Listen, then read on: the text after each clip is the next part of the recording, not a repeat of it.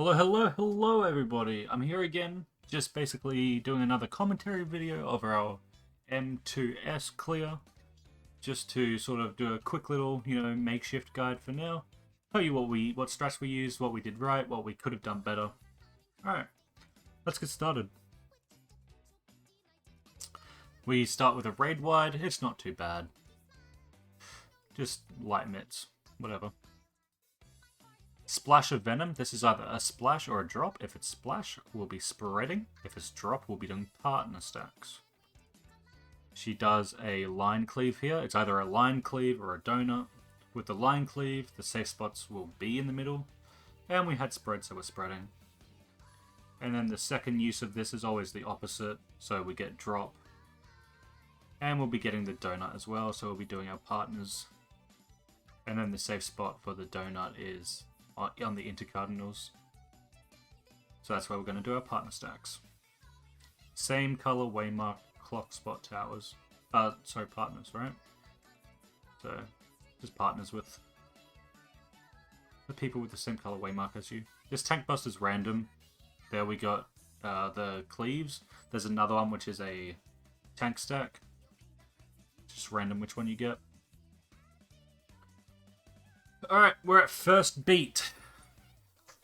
There's 3 beats throughout this fight. First beat is probably the most chaotic.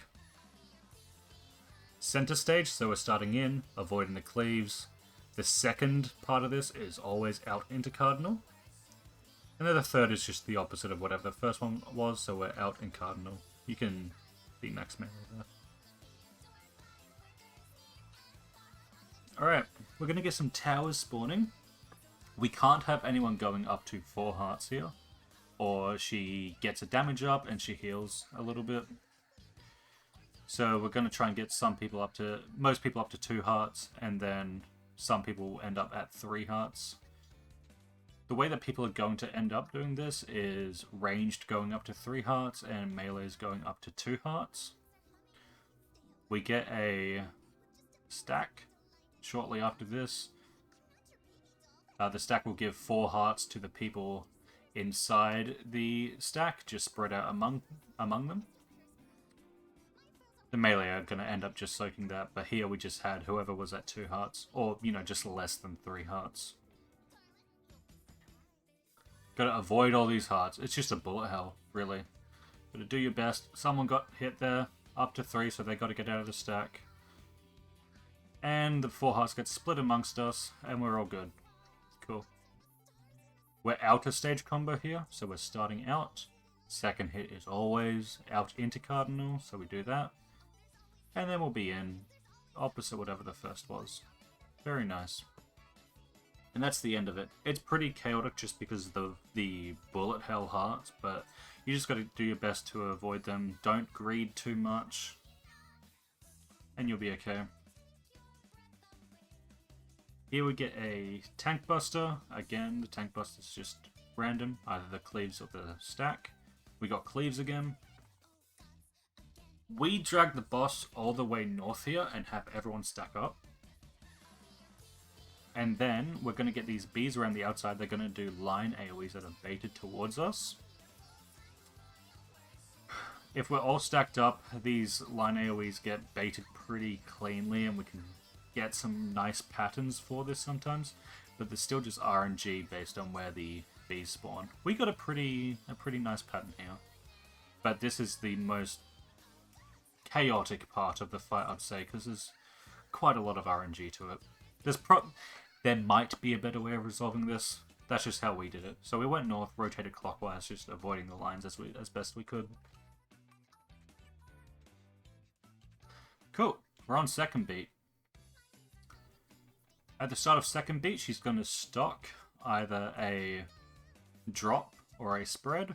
We got spread. It literally says spread in the name, so we'll be spreading later. We put 1s in the middle and nothing's out. DPS south and supports north.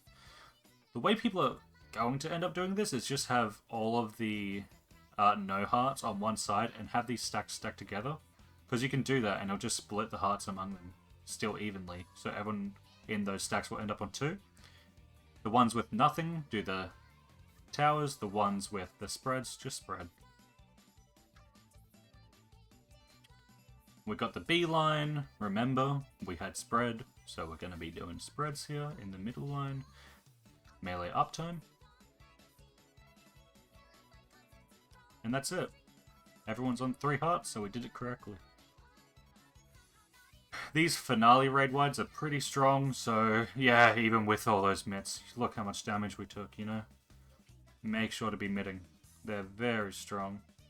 And if she has any stacks from someone getting 4 hearts, it's going to hit even harder. We get drop here, so we'll be doing partners. We put DPS southwest of the middle here. Supports northeast. Someone's going to get markers, 1 person in each role, and they're going to go southwest or northeast. We have a look to see if we're rotating clockwise or counterclockwise each time. In this case, we're going counterclockwise.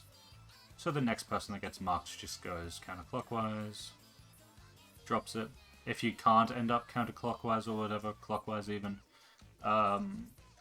just do your best to find an open spot. There's 4 safe spots around the outside, but we try and keep it in the rotation direction. We can take both of these party stacks in the middle, just supports north, DPS south.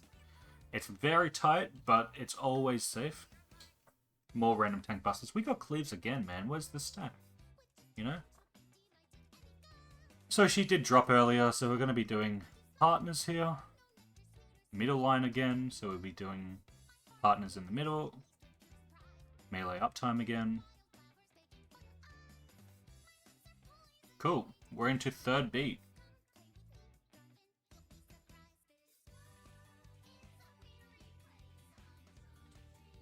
Third beat is probably the easiest one.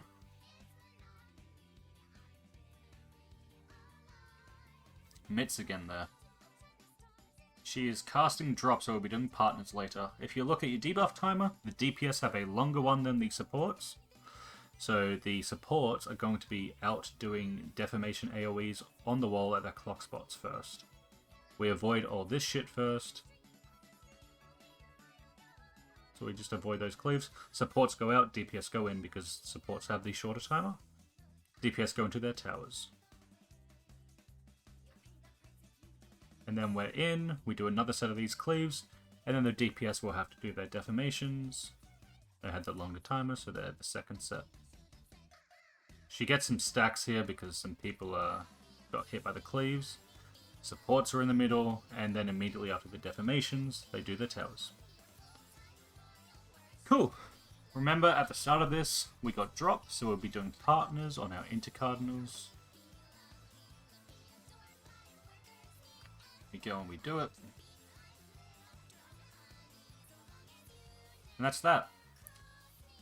That's beat 3. So it's always the short timer group is going to be doing their defamations, the long timer group will be doing their towers, and then just the opposite, avoiding the cleaves that happen before each set as well.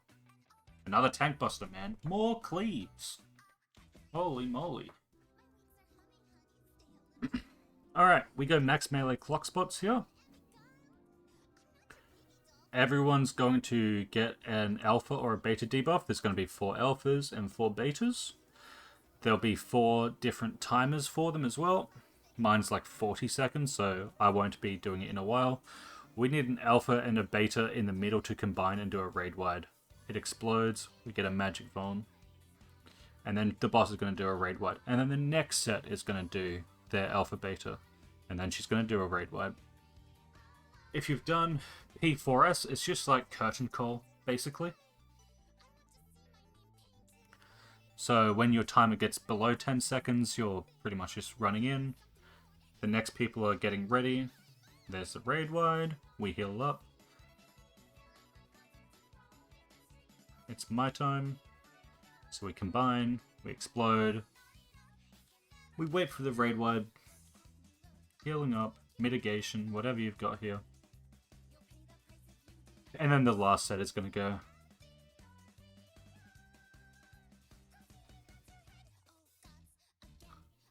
And that's that. That's the last sort of thing. We get another raid wide here.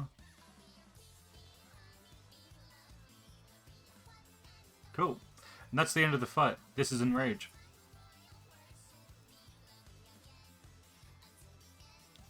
Got a couple seconds here of just to burn her down. Sheer heart attack. That's Enrage. She's just got to die here. And we got it. Cool. I hope you enjoyed. I hope this video was helpful for you guys. If it was, alright, someone played a metal pipe on my stream. Cool. If this video was helpful for you, let me know. And if you need any help or if you have any questions, just let me know in the comments below.